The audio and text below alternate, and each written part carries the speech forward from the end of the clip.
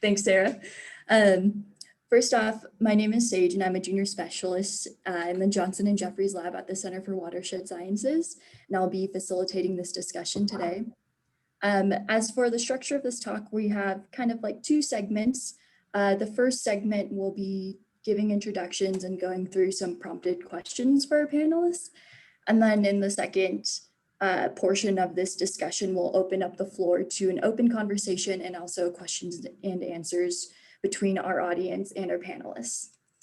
And throughout this discussion, we encourage all of the viewers to feel free to utilize the chat function and post any questions that you may have. We have Sarah Yarnell, who will be kind of working behind the screens and dealing with all of the logistical virtual nonsense that we will go back to during the second portion of this discussion. And so with that being said, I'd like to introduce our wonderful panelists. First up, we have Rochelle Tallman, who is a first-generation college student in her family and is currently a PhD student at UC Davis, working with Dr. Andrew Ripple. As a graduate student, she has spent the last 2 years raising salmon in rice fields and assessing their outmigration survival. Then we have Ann Willis, who is a senior researcher and PI at the Center for Watershed Sciences and is a first-generation American in her family. She has a PhD in civil and environmental engineering, and her work focuses on water management for stream conservation. Then we have Rachel Johnson, who is the leader of the Salmon Life History Team for the federal agency NOAA Fisheries and is an associate researcher with the Center for Watershed Sciences. She wears multiple hats as a mother, lifelong learner, and translational ecologist that works at the interface between science and policy, ensuring science is at the table where management decisions are happening. And last but not least, we have Katrina Gesso, who is an associate professor and Senate faculty in the Department of Agricultural and Resource Economics at UC Davis. She is also an associate director of the Center for Watershed Sciences. Much of her research centers on the design and evaluation of pricing and conservation policies in the water and electricity sectors.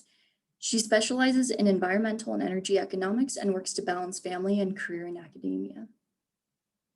So with that being said, we'll go ahead and jump into our prompted questions for our panelists.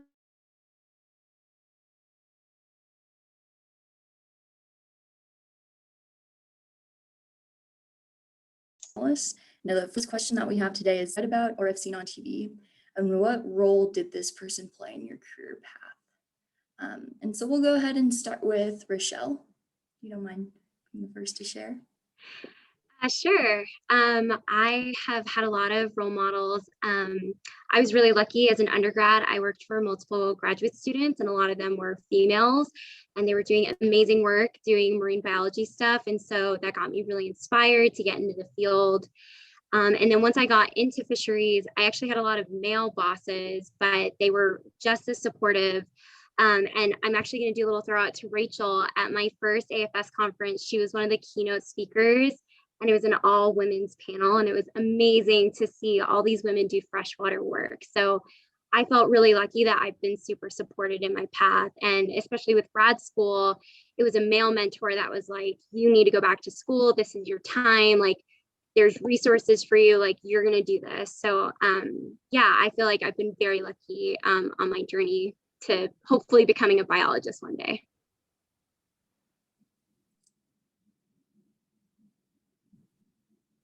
Sage, did you just want us to each roll through the question? Yeah, that would be great. Thank you for sharing, Rochelle. Well, I'm happy to share. I didn't actually have like mentors or a role model who I looked up to growing up. You know, I think I came to science really late in life. And so I was, you know, post-undergraduate before I ever considered this pathway, but it was actually another student at UC Davis, Sarah Null, who's now a professor at Utah State. And she was one of Jaylon's students, but she, I just loved so many things about her. You know, I loved the way she thought about problems. I loved how she really had an interdisciplinary view to things. I loved how she could speak in a way I could understand, even though I didn't have any formal training. And so I really looked to her as kind of the role model of how I like to shape myself as a scientist. Thanks, Anne. So I also feel very blessed that I've had a lot of mentors and allies in my career. And I can definitely say that I wouldn't be here today without the support that I've had along my career path. But I would say that one person stood out in my life in terms of kind of being pretty instrumental in my ultimate career path of being a woman in kind of water science. And I went to Wellesley College, and Marianne Moore, who's a limnologist, I took a class of hers. And you'll appreciate that when I first went to undergrad, I thought I wanted to be an orthodontist. So I went to undergrad because in this small rural town in Louisiana where I grew up, Dr. Stuckey was somebody I admired because she was a woman who had her own business. She was respected in the community, and she was just a woman who wasn't a teacher or a nurse. So it was like a different career path. And so I thought, that's what I want to be.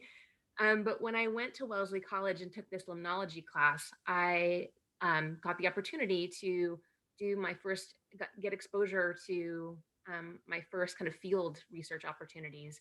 And I remember Marianne Moore issuing, and me and the other women in the class, our first set of waiters. And I remember feeling so empowered that I got issued my own field set of waiters for the semester. And I think that probably catapulted and transformed the trajectory that I then took. I worked for her as I was a work study student on campus. And so she saved me from working at the Wellesley College Club for my for my tuition. And I ended up doing research in her lab on studying lake ecology of Lake Waban on campus. And so I attribute for sure my ability to recognize that that I could do field studies and I could do field research, because here I was with my waiters. There were no men in class, right? It's an all women's college. So who else was going to do their field research? We were going to do the field research. And so I feel blessed that very early on, I got the messaging that that this was something that I was totally competent in and able to do.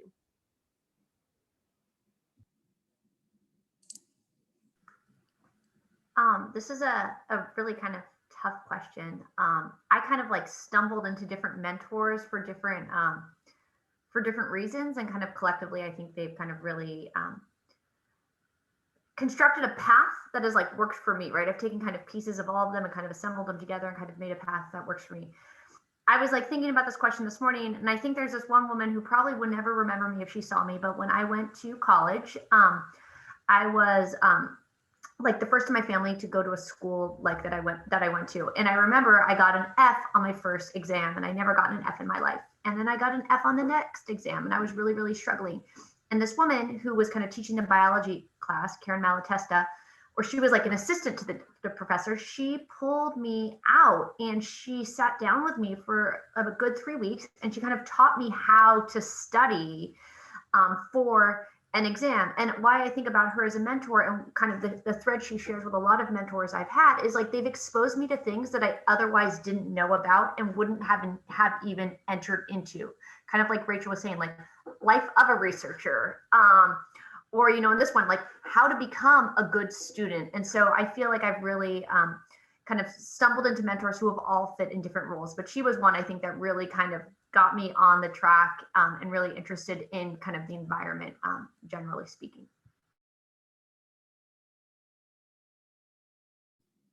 Awesome. Thank you all for sharing. It sounds like you all have stumbled across some inspirational mentors throughout your career paths thus far.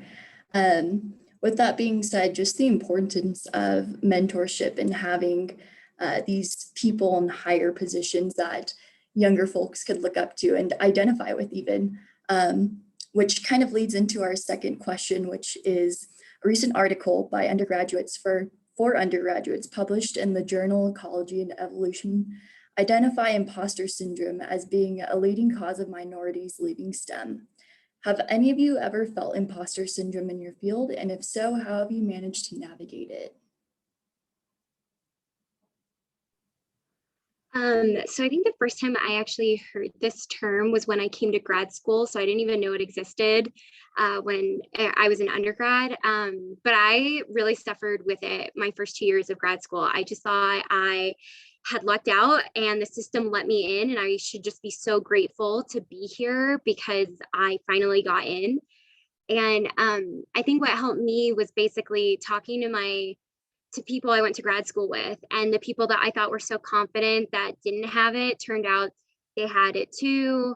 And I think through time, I actually learned that I earned it. I earned I made it to grad school because I earned it. I put in the work.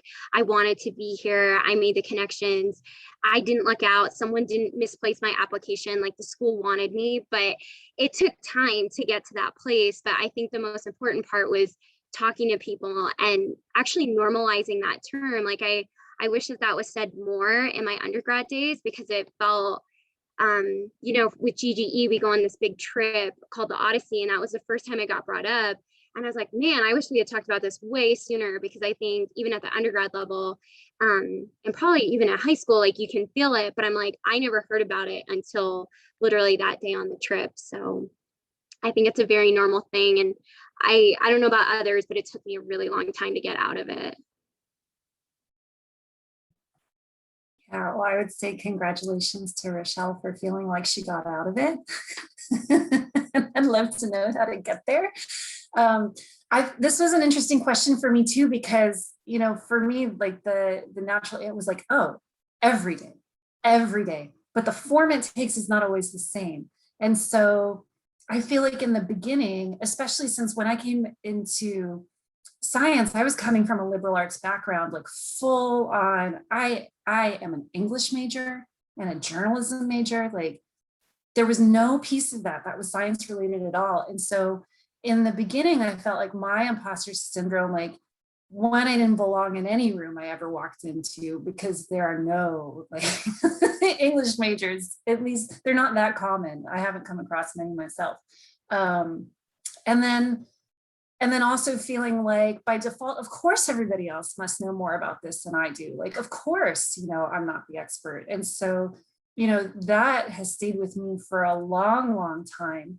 I feel like only recently the kind of form of that imposter syndrome has shifted, in that, I now believe that I've got some game and that I have something to contribute and I'm qualified, but I also believe that I'm like one mistake away from just being like revealed as a fraud and being like, oh, she couldn't hack it after all. Like, look at how that project fell apart, or look at how, that research never came together. Yeah, that's what we all expected. And so now that's kind of the voice in my head that I also have to be like, I don't have time for you right now. Like, I've got some work I need to do. But yeah, I would say all the time. And I think I would like to share that I think it was actually helpful for me to read this undergrad paper that expressed that sentiment of feeling that this imposter syndrome was something that was kind of spelled out. And I think that it's probably super common, not just for women in water sciences. I think it's common, but I think it's heightened for minorities in the ivory tower. And I think that there's two reasons for that. I think that culturally, the ivory tower in education, especially the higher up you go, is this cultural experience of there's a club that everybody wants to belong to, and you're on your degree pathway and you want to ultimately be in that club. And it feels that way because you've got qualifying exams and you've got this whole piece of acceptance that you need to follow along the way. And there's nothing wrong with that. I'm of the generation that believes you need to pass all of those hurdles to get this to get to this prize. I'm not the type of person who gives my kids participation trophies. So I fully believe in this kind of need for excellence. But what I think people fail to appreciate is that when you're in that culture and you don't see yourself in the club, meaning the people who are saying whether or not you belong in the club or not in the club, and you don't see anybody that looks like you in the power position of making that decision, there's a whole nother level of a belief or an uncertainty that you actually belong. Are they going to let you in the club? Do you really belong in the club? Nobody else over there looks like you in that club. Do you even want to be in that club? So it has, for me, this entire complicated component around kind of being underrepresented in the higher power positions in academia and having to kind of go through that I'm going to go with hazing for a lack of framing on kind of acceptance into excellence into the club. And so I will also just share another story around kind of the imposter syndrome, around differences in personalities and how we do science. And one of the things that I really didn't see in my own grad experience was my personality represented in science. And what I mean by that is I remember going to a departmental seminar where it's the who's who in our department to go. Like everybody would go every week, and it was a show off of egos and who was going to ask one question and who was going to look smarter than the other faculty member. It was like that. And there was a woman who was giving a seminar, and I remember just, it wasn't that it was super uncommon to have a female speaker at the departmental seminar, but it wasn't that common. And I remember she had a style that was similar to mine, and she was doing multidisciplinary work. And I remember thinking, oh, that was such a great seminar. And I remember telling my mates, hey, wasn't that just excellent? Didn't you guys just really like her in the way that she talked about her storytelling and her science? And I was shocked to hear that they did not think that she was quality, that maybe she wasn't even doing any of that research herself. Did you see how many other people of their data she was showing? And I just remember thinking, okay, well, there's two lessons I've learned here. The first one is not everybody hears a seminar style the same, right? Like I might hear somebody speaking and say, oh, that was super effective, but that not everybody would share that. But then regrettably, the second thing I learned was, oh, you didn't prefer the way she communicated? I really see myself in the way that she did. So then there was this message around, oh, maybe the way I naturally think about telling my scientific story is one that's not going to be met with credibility, or it's just different enough or not common enough that maybe you don't get to go in the club. So I think there's just a lot of complicated messaging around the imposter syndrome and the kind of repeated messages that you get in the ivory tower.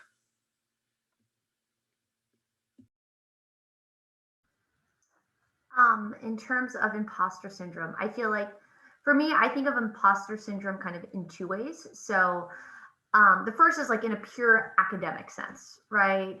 And for me, at least, I struggle with imposter syndrome like every day, all the time. Every time I come up with a new research project, or I ask a question, or when I'm on students' orals exams, right? You know, you think like, if you're the student, you think, oh gosh, I have to pass this. And when I'm the professor, I think to myself, oh my gosh, these students know so much. Why am I sitting here kind of giving them the exam? And where I'm thinking about it a lot in my world right now is, you know, in economics, we do a lot of, I'm sure, kind of in kind of the sciences in general, a lot of coding, right? So data programming, analysis, right? When I graduated grad school, R wasn't invented yet, or people weren't using R. And now it's like the lay of the land. And when people are doing data management, they're using GitHub, right? And they're, you know, writing Python code to scrape data. And like, you know, all of a sudden you just feel like a total imposter in the field. And so I think that's something that everyone struggles with, but how they define or why they feel like an imposter kind of differs. How I try to deal with it in very like concrete ways is I try to do like my most critical work when I can like silence the outside voices. So like for me, that works really well early in the morning.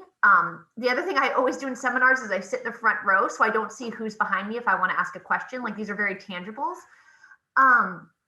In terms of like bigger picture, what I think about is like research is a process, right? None of us are going to be the final word, and maybe great research will come from mistakes we make.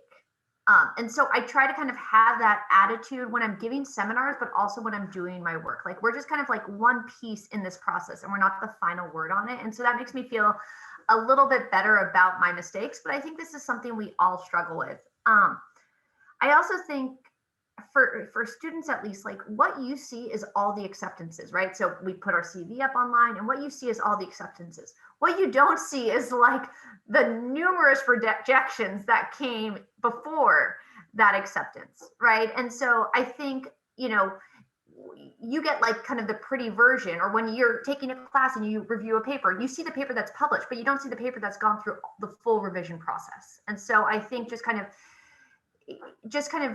you need to, the road to get there wasn't easy and people faced a lot of rejections and hurdles along the way. I think the second thing in terms of imposter syndrome is being an imposter, at least for me as a female in my department. So when I came to Davis, I was, there were 3 females in the department who were kind of Senate faculty members. I was the third, and all the rest, I think there were like 25 men. And I was the first female in my department to have a child after maternity policy had been put in place. And so none of the other females at the time had children. So I kind of, was the first. And I remember I came back to the office, I was exhausted. The baby was little. I, had my pump with me. I hadn't been sleeping. I had to go teach. And I walked down the hallway, and one of my very senior colleagues said to me, "Gosh, Katrina, don't you feel guilty?" And I was like, "What do you mean?" And he was like, "Well, you're a mother now. You're supposed to be home with your daughter. Kind of like, this gig is up. Like, get out of the kind of academic kind of world, right?" And it kind of really resonated when it's like, it's kind of a cause to leave these fields. And what I kind of decided for myself, at least, was like, it's kind of like, I like to work when I can kind of silence those outside voices. Like, essentially, I just was like, I'm silencing that opinion. Like, and so I think trying to kind of find a way so that you can kind of chart your own path, but knowing it's also difficult, right? Like, kind of, I don't think you ever really get over imposter syndrome. Just sometimes that voice is really loud, and sometimes it's less loud. But I think people just need to realize, like, you deserve, kind of like Rochelle said, you deserve to be here. You earned it. You weren't lucky to get in. You earned it, and you deserve your seat at the table. So that's it for me. It's both comforting and quite daunting to think that imposter syndrome is something that'll kind of follow you throughout your career, but also comforting in knowing that it's something that's kind of a part of human nature and that everybody kind of experiences to their own capacity. Thank you all for sharing about that. Moving on to our next questions. We have some more personalized questions that we're going to get around to. And this first one is for Rochelle. So first generation students often find themselves in unique challenges financially, emotionally, and academically compared to students that have had family members attend college in the past. What was it like to be a first generation student in your family? What are some challenges that you faced or currently face being the first person in your family to go to college, and where did you find support during these times? Thanks, Sage. Yeah, it was hard, to put it bluntly. Do you guys remember when you applied to undergrad, there was FAFSA and you had to like fill it out to get money? Because I was first generation, my parents had no idea what FAFSA was. So they basically, I was 17 years old and they handed me the tax documents and they're like, "Good luck, we love you, but we don't know what you need. So we hope this works for you."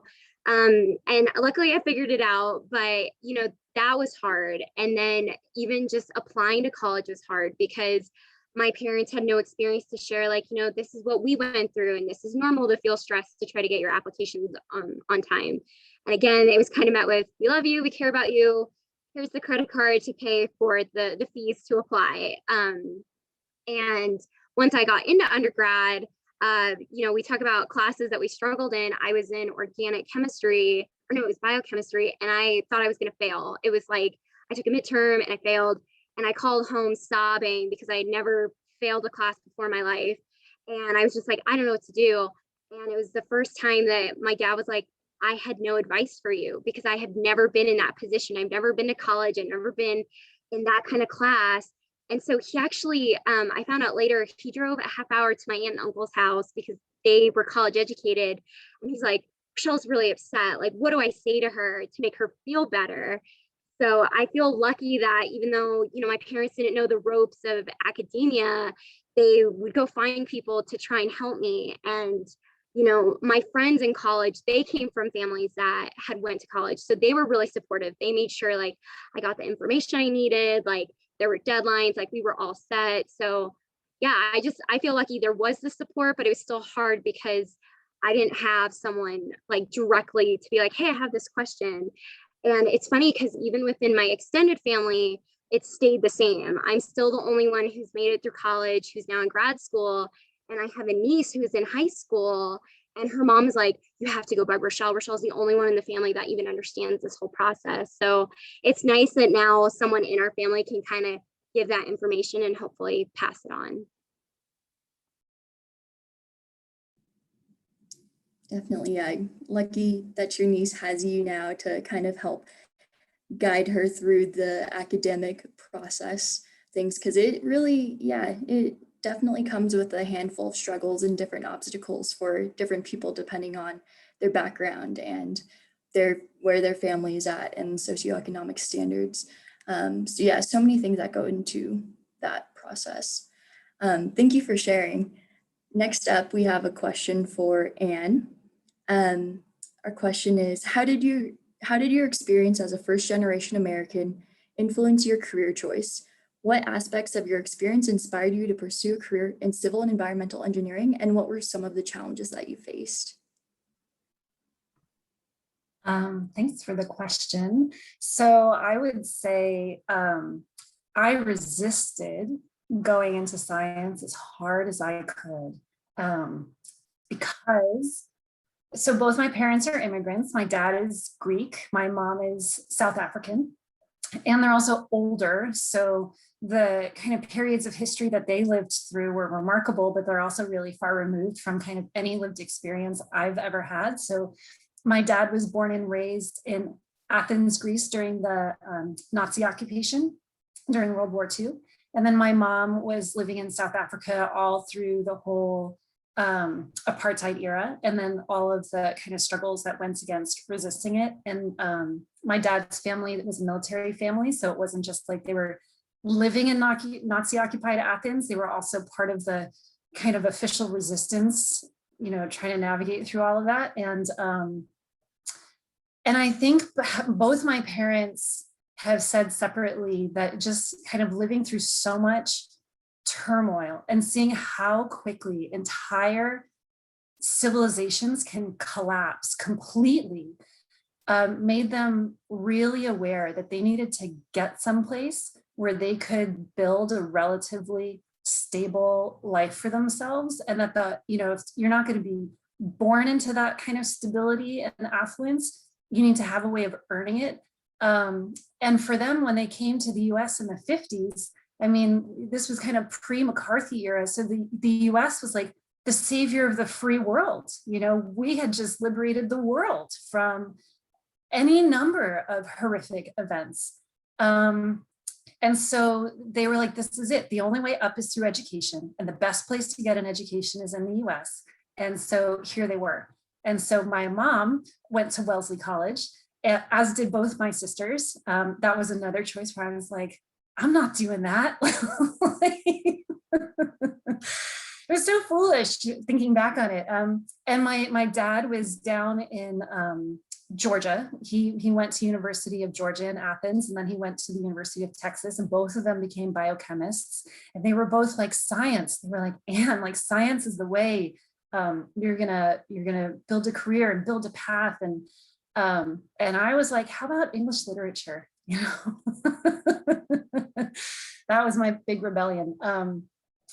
But I would say, even though it sounds funny, the part that went along with it that I found really crushing was both the level of expectation, like the minimum level of performance that you were allowed as a child of immigrants. They were like, nothing less than excellence, and nothing less than excellence in some really, really difficult arenas. So I can, from the time I can remember, I was being told, you're gonna go through high school, and then you're going to go to Wellesley, and then you're going to go to Europe, and you're gonna get educated at Oxford at the Sorbonne, and then you're gonna come back and you're gonna get a law degree.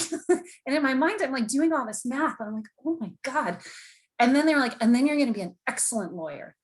And that was it. So it was so PhD was kind of the minimum level of achievement that was acceptable at all to my parents. And to me, I was an American child, and I'm looking around and I'm like, I don't see that anywhere. There were a handful of parents who had that kind of accomplishment, but it was not common at all. And so to me, I'm like, one, my parents don't know what they're talking about, obviously, and two, I had very unfortunate experiences coming through primary school and high school. just being told, like, I had one teacher ask me to give up my seat in the front of my math class and sit in the back because she didn't feel like it was worthwhile. You know, the effort it was taking to teach me math was not as worthwhile as it would be to teach some other students. Like, other students were more worth her time. And I just remember like sitting in the class that day with all of my classmates, and she just leaned right over and she was like, do you think you could give your seat to so-and-so? I really think they would benefit from this instruction more. That was middle school. And it wasn't really an isolated incident. That was a really kind of common message. Like, you can't do this. You can't learn this. Like, science is a talent and you don't have it. So all sorts of things about my parents' level of expectations for me really frightened me, because I didn't think I'd ever be able to do it. And the amount of pain I could imagine trying to accomplish it seemed extreme. And yet here I am. Anyway, so I would say that, just being a child of immigrants, it's the level of expectation and the pressure. And it doesn't relent ever. Like, it's ever, yeah. It's just such a unique path that you ended up going into journalism and writing in your undergraduate career, and then resorted back to engineering for your PhD. I feel like that's kind of not something that you typically, or not a generalized path that people typically take in that field, but I think that it also kind of strengthens also your diverse skill set and also makes you a better engineer in a lot of ways. Thank you for sharing, Anne. Our next question is for Rachel. And the question is, a recent study published in Nature suggests that nearly half of US scientists leave after their first child.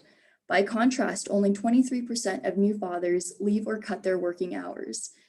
This work by Aaron Ketch is thought to explain the persistent underrepresentation of women in science. And the question that we have is, how do you think deciding to have children has shaped your career? And are there resources that would have made being a mom and a scientist easier?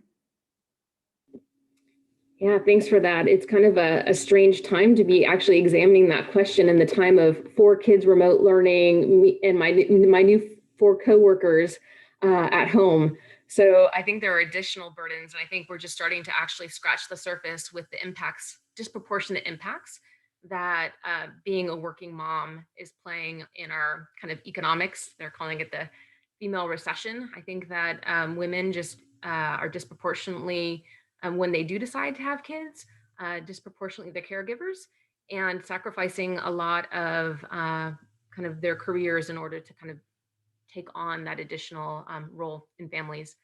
I feel very lucky that I have a very supportive community of family, and it takes a village to raise our kids.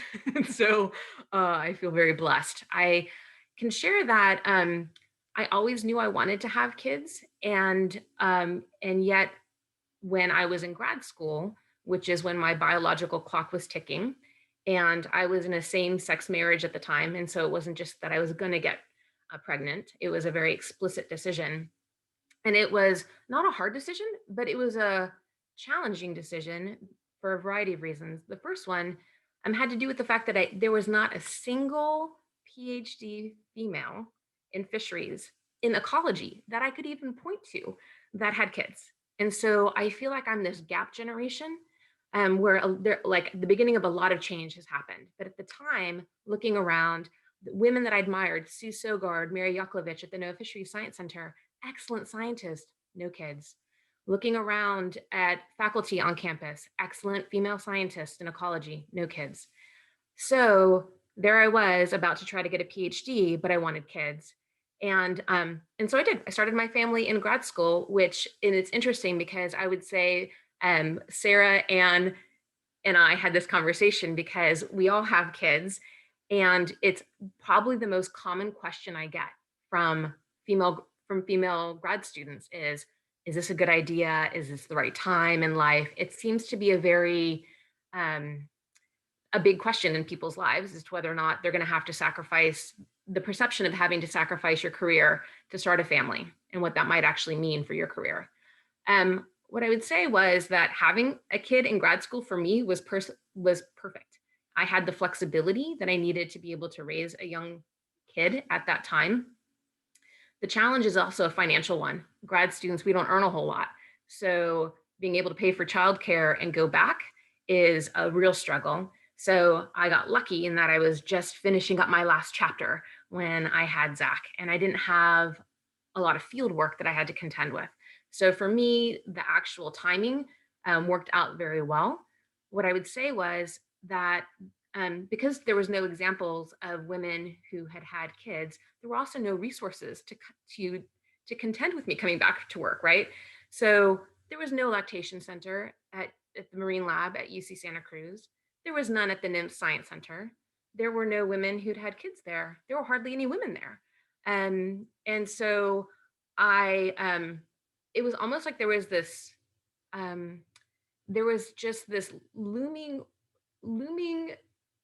assumption that I wouldn't come back to work, right? Because if I was going to come back to work, wouldn't those resources be there and kind of transparently said like, oh, when you come back to work, here's the lactation room. Like, it's a normal thing, but it wasn't. And so I had to be brave and ask the kind of space committee of primarily men for an opportunity to have a place, because I didn't have my own office, to be able to do something that seems pretty fundamental to being able to come back to work. Having said that, I'm proud to say that my agency, 15 years, because Zach is now 15, just this last year under Wilbur Ross's reign, that NOAA now has a lactation policy. So 15 years later, there is progress, and there was implemented progress even well before that. But I would say that one of the biggest hurdles was kind of just going back to work with a young kid. That includes really important things like going to conferences, things in networking that are so important to do, especially when you're kind of early in your career, that really just seemed like barriers to kind of continuing in that career path. I was very lucky. I ended up taking my spouse to conferences with me, and being able to give a talk one day and being able to go and back and nurse a young kid. I would say that there's also a lot of barriers around field work. Miranda in our lab likes to tell the story about how she was out doing field work, and then she'd have to tell the male crew, hey, I need to go pump, like I'm just going to go in the boat over here.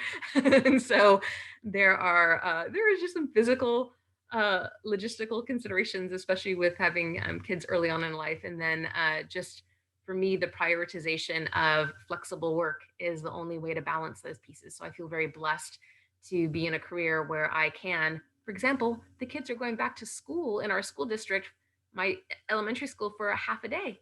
So I have to be able to drive at noon to drop off my child for 3 days of school, 3 hours of school. So feel so blessed to be in such a flexible work space. And it's not by chance alone. Like I definitely carved out the need to have a work environment that was supportive of the needs that I needed to be able to balance family and work.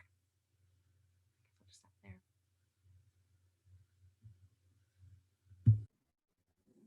Thanks for sharing, Rachel. Yeah, it seems like a lot of women in science in particular, especially given the recent pandemic, have been struggling to kind of navigate their careers while also navigating a family at home. And it just kind of, I've read a couple of papers that have talked about how it seems to be that women have declined in the amount of published papers in science as of last year, which is a really interesting statistic given the state of the world and all. But thank you for sharing your thoughts and experiences.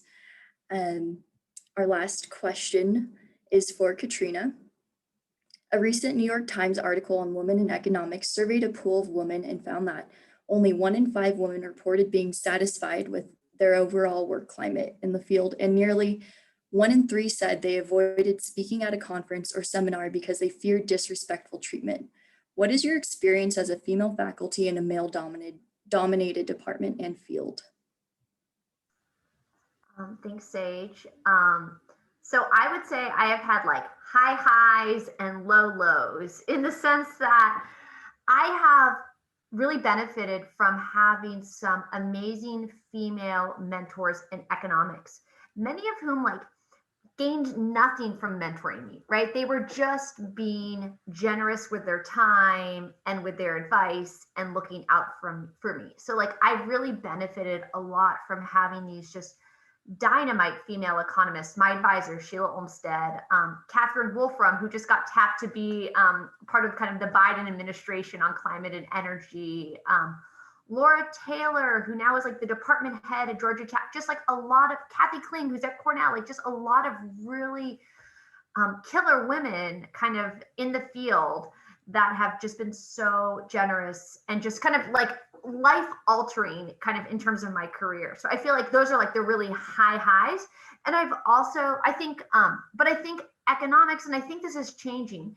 It's pretty cutthroat. It's a pretty cutthroat culture. And it's kind of sometimes like a bit of a dog eat dog. So you go in and you give your seminar. And I remember I was in my second year and I was giving a seminar and I put up my slide that had my name.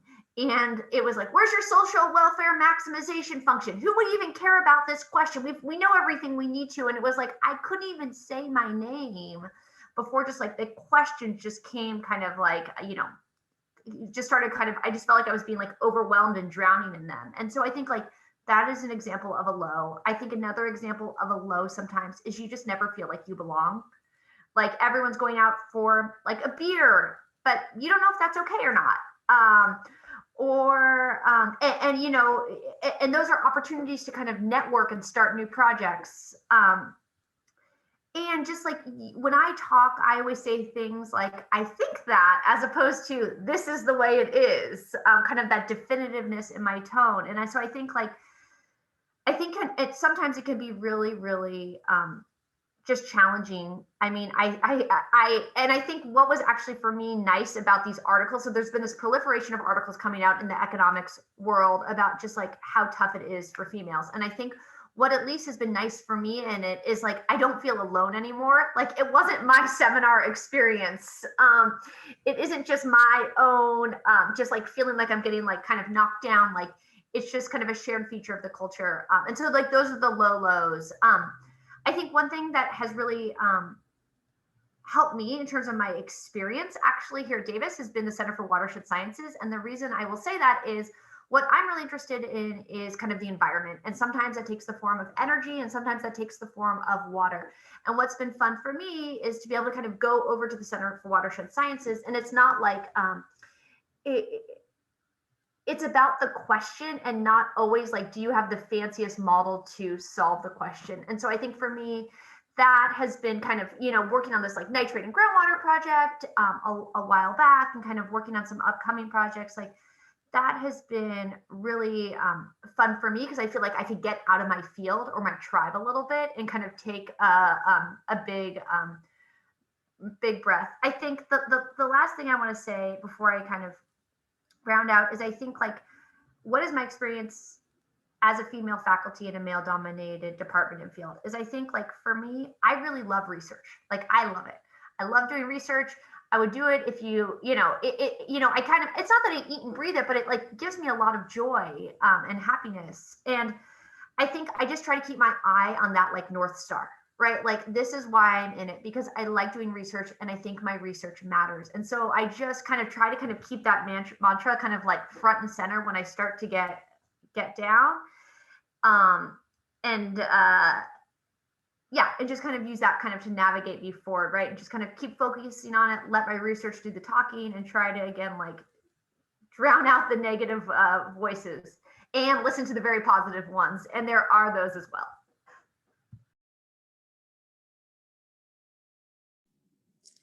Thanks for sharing, Katrina. I'm glad that CWS has kind of been a place where you could receive a breath of fresh air. Thank you all for sharing your answers to your questions. I think at this point, we're going to open up the floor to questions and answers with the audiences.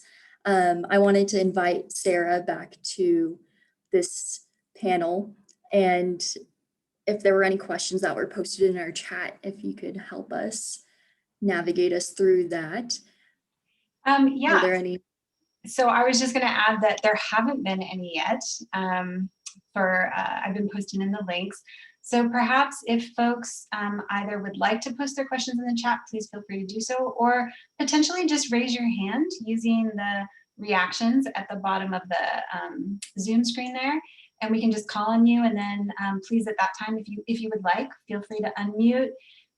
You're welcome to turn your video on or off, however you choose. But yeah, we'd love to get some follow-up questions from those in the audience. That'd be great.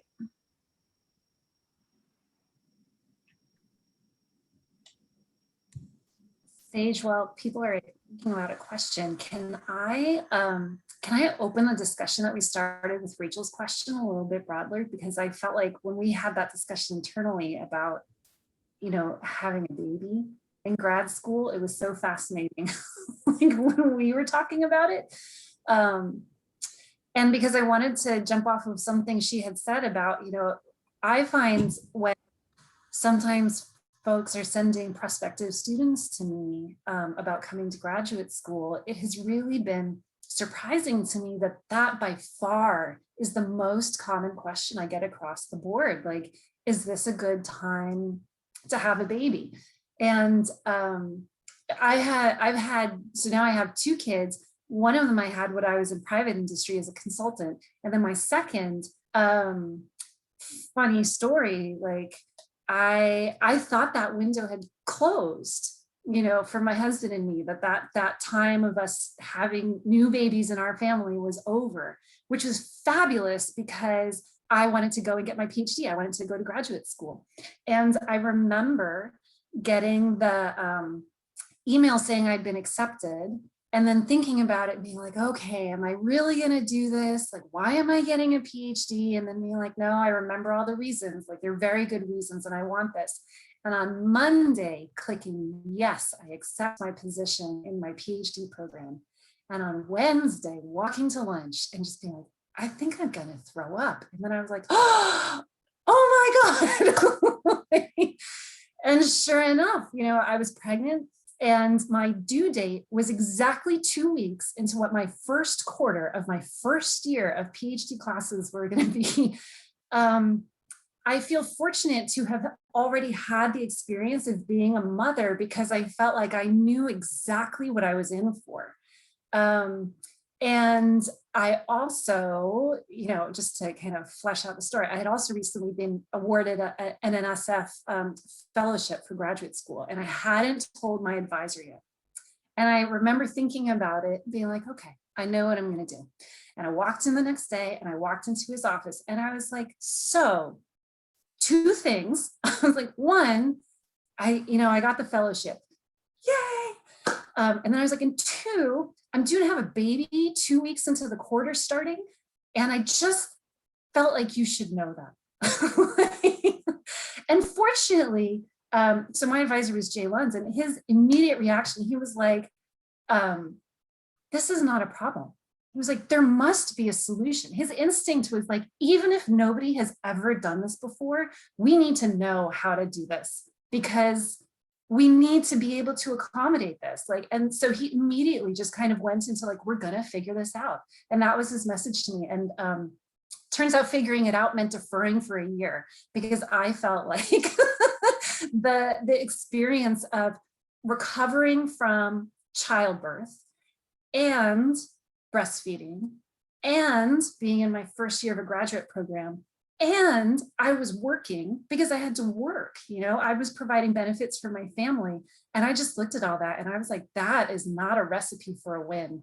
And so I felt like the only things I could really offload was like the breastfeeding and the physical recovery of myself, and then being like, okay, I know I can't defer that.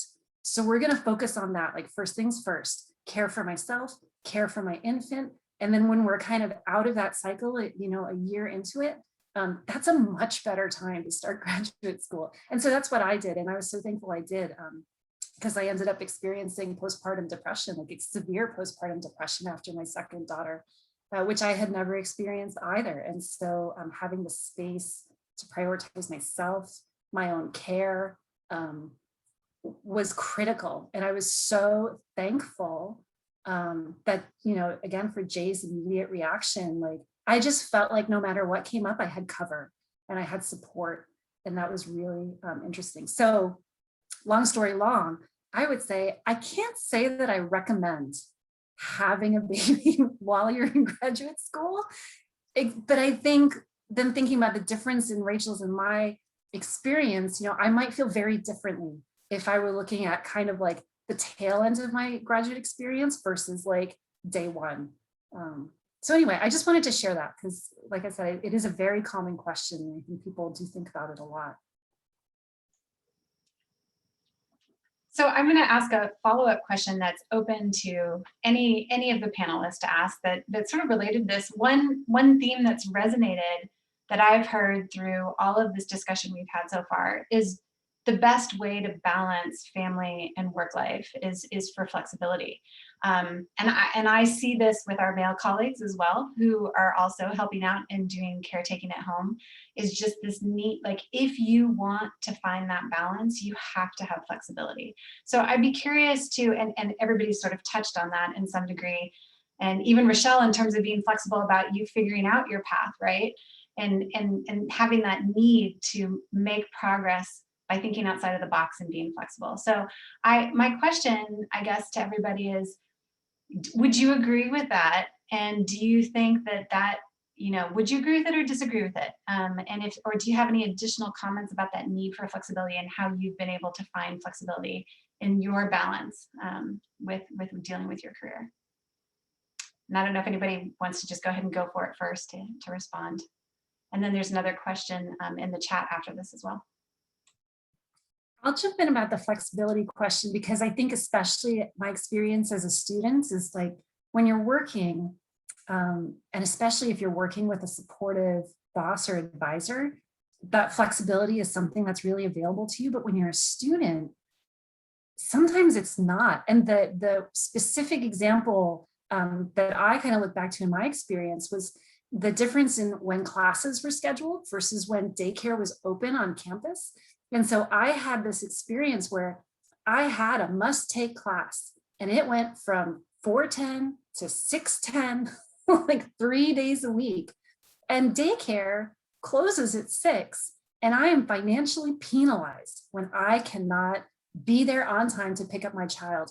And it just happened to be one of those situations where, because we had 2 kids, like my husband, we were like man on man. He was primary parent for the one daughter who was in one town, and I was primary parent for the other daughter who was in Davis with me.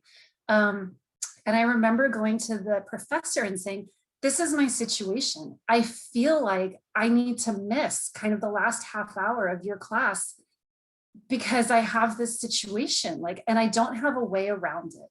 And it was only because, and again, the comment you made, Sarah, about our colleagues at the center, is only because I had colleagues at the center who I felt comfortable enough asking one. It was Carson Jeffries. And I said, this is my situation. Do you mind doing my pickup for me for the quarter? Can you just be my pickup parent for the quarter? And he never even hesitated. He was like, yeah, we could do that. But I think what that points to is like, but if you're a student, if you have traveled to come to school, if you don't have family, if you don't necessarily have a community base who can pick up those pieces for you, there are times when that lack of flexibility is going to nail you and make it extremely difficult to succeed. And I found it very troubling that I was in that situation in a university that same year was touting itself as having been like awarded the recognition of being #1 for women in STEM in the country. And I was like, but I can't get my daycare, my campus daycare coordinated with my campus classes. Like, we're #1 of like a pile of what? Like, how high is that one? Because I'm still really struggling here. So that I think there's still some really structural and systemic there's like a lacking structurally and systemically that makes that choice really possible for a lot of people.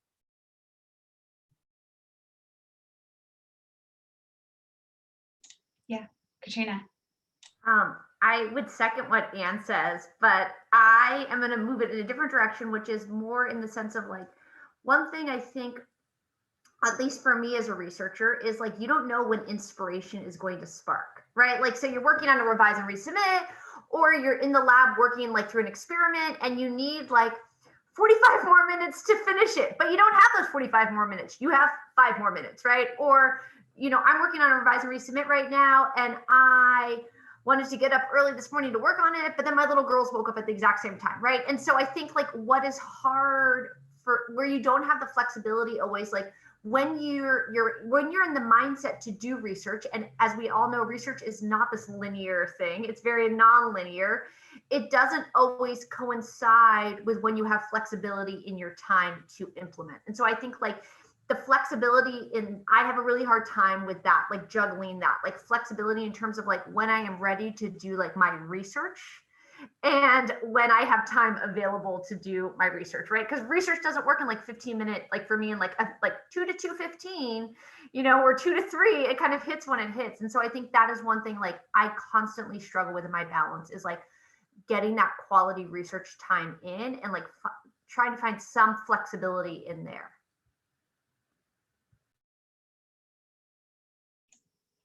Okay, thank you guys for the response. We have a couple questions now that have popped up in the chat that I'd like to share. So one comment is, thank you all for sharing the challenges and successes you have experienced. This has been a very enlightening experience, looking at all these things I have taken for granted. So thanks for that comment. I want to be a better ally to women in science. So my 2 questions are, how can I improve the inclusivity of a field crew to make women feel more comfortable and accepted? And how can I be a better mentor to early career female scientists? Super great question. I'd love to hear responses from you guys on that. Maybe we'll start. Oh yeah, Rochelle, and then maybe popcorn at Rochelle if you'd like after that. Yeah. Okay. I think that's a great question, because on a lot of the crews I've been on, I have been the only female on them. So I think actually one of the biggest steps you can take is making sure off the bat, like your crew actually has females. There is a lot of support that comes from just having a second female, even if it's just one other, because if you're just having like a day, you don't always want to tell your guy coworkers, I'm having a day. I think the other thing too is getting rid of like locker room talk. You know, I know in fisheries, guys, I hate to say it, but it's usually guys that tend to have a certain way of talking, and it can make someone feel really small, insignificant, or it's like stereotyping, especially with women, it's always stereotyped. And at least on one of my crews, like we were really quick to call it out. And I even had this phrase I would say when it was my way of saying, this is my boundary, we're not talking about this anymore, or like, I don't agree with what you're saying. And we came up with like, okay, guys. And they knew like that was it. That was the end of the conversation. No more. Like Rochelle's not okay with it.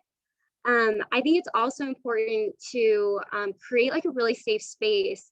I had a unfortunate incident at a job where it was me and another partner, and it was a male colleague that ended up making me feel so uncomfortable working with him that I didn't want to go out in the field with him.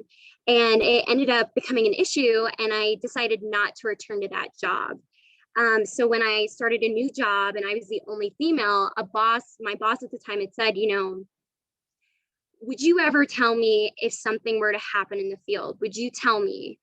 And I said, yes, I would, because I was like, at the end of the day, I have seen your actions, and I know if I came to you and said, you know, so-and-so did this to me, or so-and-so acted inappropriately, it would be more than just a hand slap. And I think as a female, that's been one of my biggest fears, is that coming forward with it, like someone being inappropriate, is that at the end of the day, you just tell someone that was poor behavior. And I think most of us have gone through enough of it where it's like a hand slap is not enough. I'm not saying the person should be fired, but it has to be enough to feel like this action will never happen again. And I think it's also important on field crews is to treat the females the same way you do with the males. We don't want to be belittled, and we don't want to be little girled. We're strong and capable. And, you know, I'm only 5 foot tall, and I had to move really heavy things. And it was my 6 foot tall coworkers that showed me how to do it. And they're not even my height, but they were like, we're going to show you how to do this, like it, so that you can do it. And it was so empowering to have these men be like, we believe in you, and we're going to stick up for you when, you know, we see someone mistreating you or talking to you incorrectly.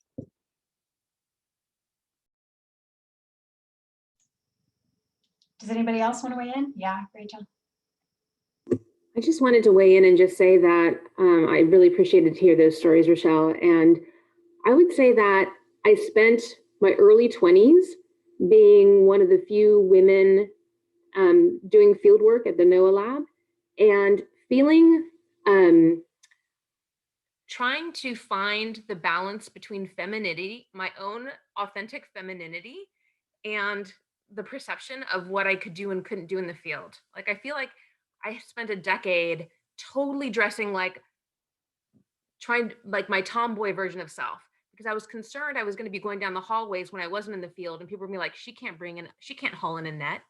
So this whole balance around femininity, your physical abilities when you're doing field-based research, I think is something that's just, I'm still kind of exploring in my own mind, because I think that there's also a lot of images around the lack of seeing women doing field work that's very prominent in our field. So I'll give you a small example of this. So going back to the women in waiters conversation that I had with Anne and a few of you, I taught a marine ecology class to high school students that were primarily young girls in high school, so it's still girls.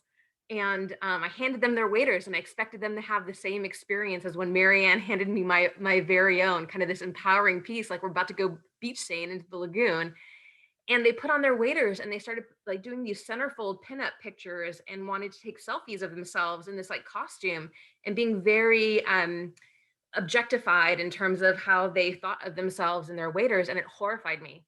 And I quickly said, oh no, ladies, this isn't like sexy waders. This is, you guys are empowered chicas. We're about to go do field work. And it was so quick for them to be like, oh yeah, Rosie the Riveter, we're about to go into this river. They changed their mental model so quickly. And I realized in that moment that somehow I had given them permission to not do what they thought they were supposed to do when I handed them like this costume of waders, right?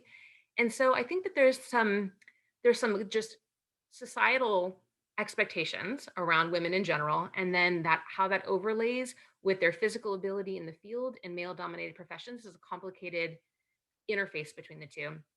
And then I will also share that my younger postdoc, Anna Sturrock, some of whom you know, took a picture of us and our waders when we were in the field, and she on her Twitter account put #women-in-waders. And I didn't have a Twitter account. I don't even have a Facebook account, right? So when I finally got a Twitter account, I was like, oh, I wonder what that hashtag feature is all about. So I hashtagged women-in-waders just to find all of these like inappropriate centerfold, like women holding trout in like shocking ways. And I realized in that moment that this whole perception of women being able to be competent, being able to be in the field, being able to be field scientists is an area where we can grow both on the social media front and just in kind of public perception in general. So I think I will just stop there. Yeah, I would love to share also just I think 2 examples of experiences I actually had where I was like, oh my God, look at that, an ally. Like I am being cared for in this moment. And one time it was when I was going to be in a group and they were all men except me. And a few of them sought to, before this group met, kind of come to me and be like, hey, we see this dynamic, like you are going to be the only woman in this room. How do you feel about that? Like, just the fact that they saw it and thought to ask the question made me feel like, you know what, if something were to happen, I have somebody I can go to who is tuned into like this issue. So just the question made me more comfortable. But the thing I found more remarkable is when I actually ended up in that room with those men, one of them took it upon himself to say, okay, we're here and this is the job at hand and we're going to stay focused on this. And he just set some boundaries for professionalism. And he didn't like single me out or anything like that. But the boundaries were just kind of like clear and public. And there was just this acknowledgement that like, and this is what we're going to do. And I felt like there was a difference between somebody coming to me kind of off to the side behind the scenes and being like, hey, just so you know, I'm your ally. If you need anything, let me know. Versus someone who like in a room in a public space was just like, we're just going to set these bound rules so that everybody hears them at the same time. And then that person took it upon himself to be like, and I'm going to enforce it. Like if something's out of line, I'm going to acknowledge that something's happened here that, and we need to kind of come back in balance about that. I was so relieved. And the reason I was so relieved is because I felt like that one gesture enabled me to then put aside all of the like survival math I tend to do, where I'm like, oh, did they mean this like this? Or what was that look about? And what was that comment about? And I could put that all aside and just be present as a professional scientist focusing on the work and feel like I was dedicating my whole self to the question and research at hand. Like it really enabled me to just be fully engaged and there. And so and it turns out like everything was fine, but I felt like those gestures were really key. And then the second one, because the question mentioned field work. So like Miranda, this other woman we mentioned, I was also pumping while in the field and just going out with like my field partner who was male. And he had the presence of mind to not only have a separate cooler for my milk so that it didn't get all mixed up with the samples, like the nasty algae. He had a separate small cooler for my milk. And he would just say, like, he was like, hey, when we're driving, because it was like a many-hour trip, and you need to pump, we're just going to pull over. Feel free to get in the back seat. Like, he was like, you don't have to do this sitting next to me. Like, you're going to have your space. I will be up here and like eyes on the road. And it was just so natural for him to be like, hey, I just want you to know, I have thought about your situation and here's a suggestion, Anyway, yeah, I felt those were two very meaningful experiences I had. Thanks for sharing, you guys. And I think those are great suggestions. Just, being open, being able to have, folks acknowledge and talk about it and address it and communicate that they are sort of acknowledging the situation and wanting to be helpful and be an ally in that situation. And so those are very useful things that I think all of us can do, men and women, for each other and for our colleagues. We have about 20 minutes left. There are two more great questions in the chat that I'm hoping we can get to. The next question is, have you ever felt that you had to speak up about something, like a comment or a behavior targeted at you based on your gender? If you did speak up, how did you navigate that? And again, just unmute or raise your hand and feel free to answer.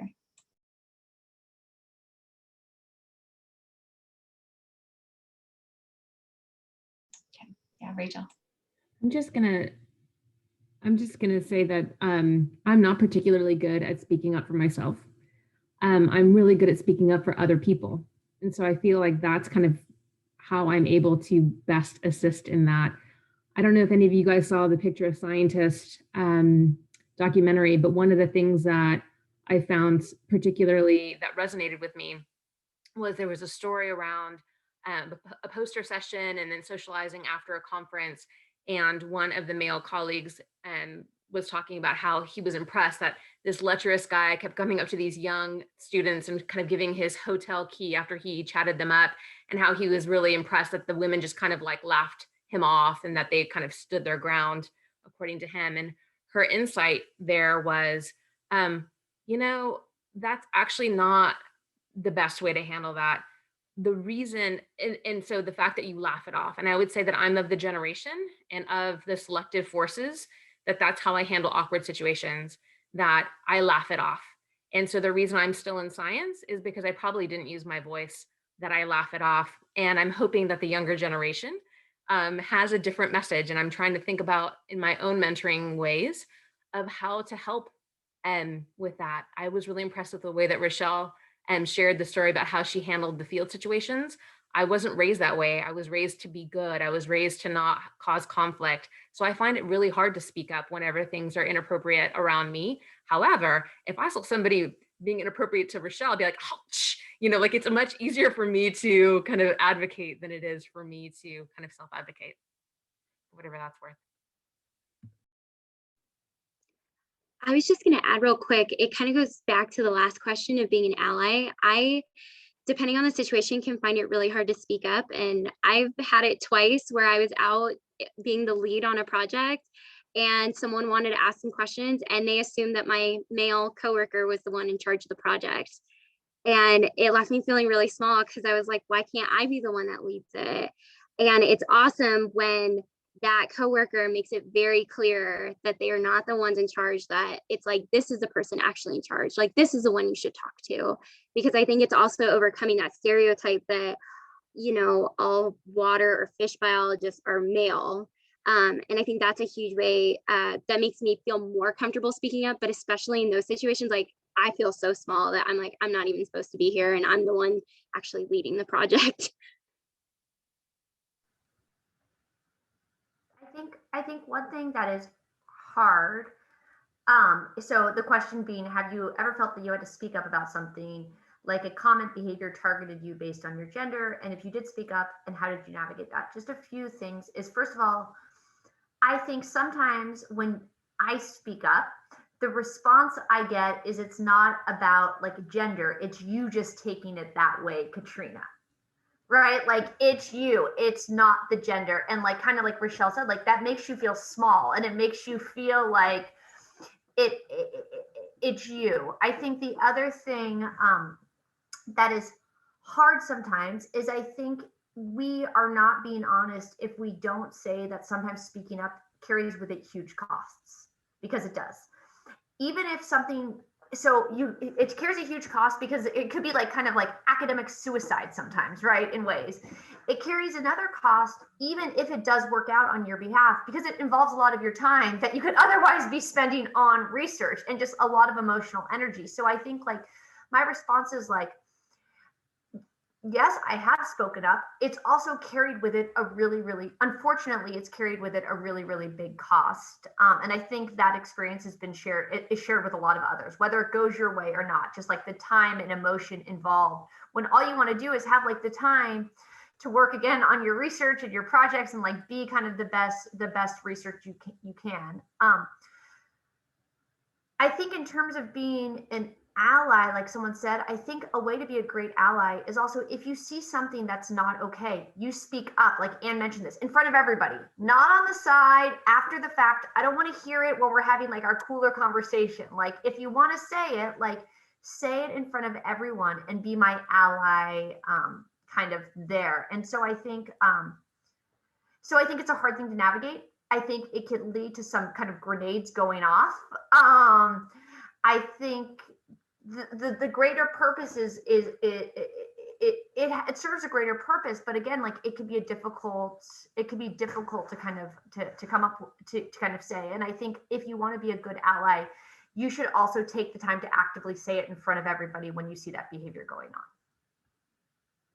So it's not just Katrina or Rochelle, it's like the behavior that's wrong, not just kind of me being, you know, I don't know, misinterpreting. Yeah, and I'll just follow up. I know we have another question, so I'll make sure there's time for it. But, you know, jumping off of something that Katrina said, you know, sometimes in that moment, speaking up is also not safe. You know, and I think for some, there's this expectation that like, oh, well, if you're going to advocate for yourself, you advocate for yourself in all arenas. No, you get home safely. Like that is priority number one. And I have definitely been in a situation where, you know, like literally looking for the exits, like, okay, I should not be here anymore. Like, it's not that it's not safe for me. Any person standing here in this situation would not be safe. Like, and so I think, you know, there is a professional cost, like Katrina was saying. There can sometimes be a very real personal safety cost. And I think feeling compelled to speak up because people say like, well, see something, say something. Sometimes you just make sure you get home or you get someplace else where then you can actually process and like find that ally, find somebody who can give you cover, like find somebody who can support you and help you. That is a very real consideration. And the last thing that I think Katrina said that really resonated with me, because I've heard other people say this too before, especially around like DEI work, like, well, I just don't have the time.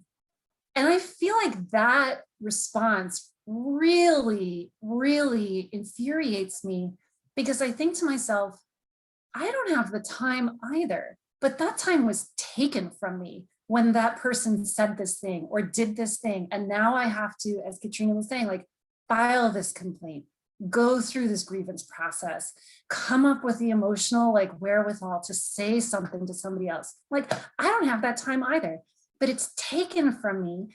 And where I see true allies is where somebody else who might not have that experience, and for me, those have typically been my white male colleagues or, kind of supervisors, where they will come in with their like kind of cover and power in those situations and be like, I'm going to take my time and do this with you, because people hear things from those kinds of folks differently than they hear it from me. But it also just kind of like eases this burden on me that I never asked for either. So yeah, those are my 2 thoughts. Thank you. Those were great responses, and I'm listening to you and 100% agreeing with everything you're saying as well. So I appreciate that response. Okay, next question is, how do you advise students who are trying to decide whether or not to come to grad school? I've always had a hard time with this question, having loved grad school and thinking it was the right decision for me, but also realizing the things I have had to give up to get through grad school. Anybody would like to weigh in with that, with a response?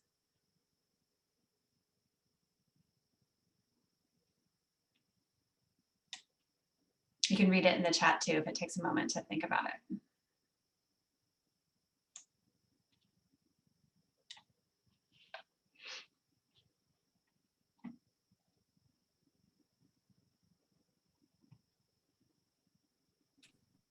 Well, I'll just offer one thought is, when prospective students are coming to me, I'm always interested in hearing why, like just why, because I think there's a difference between coming to grad school because I see this thing and I'm curious, even if I'm not sure I can make it, I want to learn more. Or I see this other job out there, but I also see that everybody who has it has masters or more, and so I don't think I'll ever get into it without having that kind of qualification. I'm just always interested in hearing why, because the one answer that I've always found a little concerning is when somebody's like, well, that's what's next. Well, I was an undergrad, and so that's what's next. I'm like, you could do a lot of things next that are free. Like that you're not paying a lot of tuition to do and still kind of sort of be lost. And so, I would say those are the only students who come to me where, and instead of telling them no, I'll say, if you're not sure, that's a very expensive choice to make, but there are these alternatives, and connect them with somebody who might be hiring a junior specialist or hiring, for a position that's not for a student, but not for a grad student either, that kind of in between. Like I consider them almost like gap years, but they're professional gap years where you get to come in, you get to try research, you're building some skills, but you're actually being paid, instead of paying. And they're designed to be short term. So there's no expectation that we're making a huge investment in somebody who's going to stay. And so I do really recommend that path for someone who just kind of seems like they don't have a good reason at all for being in school. But other than that, typically I feel like if somebody's got the wherewithal to go to the trouble of finding someone and then asking about it and being very proactive and taking that kind of initiative, like all of those skills totally translate to graduate school. Even if you have no experience, you don't know anybody else who's gone. And so to me, they also carry a lot of weight. Great, thanks for that reply, Anne. I might also just add very short that, grad school can happen at any time. You can go, we do have, people we know who go back to grad school in their 50s, right? They've done their thing, they've lived their life, they're ready to do a new path, and you can go back. So just kind of building a little bit on what you're saying, Anne, that I do think that there's got to be some level of a commitment and desire to want to do it. It shouldn't be something you enter into if you're not sure or not, very sure about, maybe not 100% sure, but mostly sure that that's something you want to do. And it's always something I think you can come back to. So, great. There are no more questions in the chat. we're getting close to the end of our time. I don't know if anybody has any quick thoughts or comments they would like to add before we wrap up.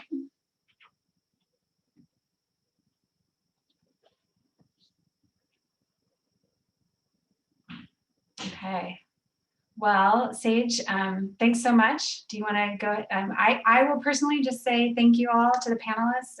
It was great to moderate this on the back end and help out with the chat questions. And Sage, thanks for organizing. Yeah, thank you, Sarah. Sorry about that. My internet was a bit unstable there for a second. I just wanted to thank all of the viewers for joining us today and asking such great questions. And also thank you to our wonderful panelists for taking the time out of your busy schedules to be here and answer all of these questions. I just hope that by contributing to this conversation over time, these gender disparities will ease up and become less of an issue in workplaces and whatnot. So thank you all for coming and showing up. And thanks, Sage and Sarah. Thank you guys. Thanks for organizing this. Lots of fun. Yeah, great job. Really enjoyed this. Yeah, it's been great talking to everyone on this panel. All right, great. Thank you very much. You all have a good rest of your day.